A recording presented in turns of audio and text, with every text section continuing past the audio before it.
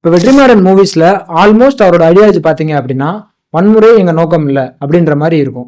வெற்றிமாறன் அவரோட first movie பொல்லாதவன்ல பார்த்தீங்கன்னா தனுஷோட ஒரு ஃபைட் சீன் இருக்கும்.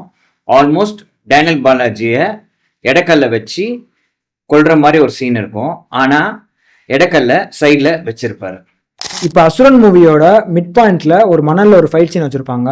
அந்த ஃபைட் சீனோட எண்டிங்ல பார்த்தீங்க அப்படின்னா தனுஷ் வந்து ஒரு ஈட்டியை வச்சுட்டு வில்லனை வந்து அவர் நினைச்சா கொலை பண்ணியிருந்திருக்கலாம். பட் ஆனால் அவர் வந்து தூக்கி போட்டுருவாரு. அது அதே மாதிரி ஆடுகளம் மூவியில் பார்த்தீங்கன்னா லாஸ்ட் சீனில் ஆல்மோஸ்ட் வந்து பார்த்தீங்கன்னா தனுஷ் வந்து கிட்டத்தட்ட கொல்ற மாதிரி போயிடுவார். பட் ஆனால் கிஷோரை கொல்ல மாட்டார். இப்போ விடுதலை மூவில பார்த்தீங்க அப்படின்னா இதை டைலாக்காகவே வச்சிருப்பாங்க.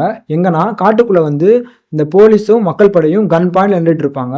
அப்போ வந்து விஜய் சேதுபதி வந்து ஒரு டைலாக் சொல்லியிருப்பாரு. என்னன்னா வன்முறை எங்கள் மொழி இல்லை அப்படின்ற மாதிரி சொல்லியிருப்பாரு.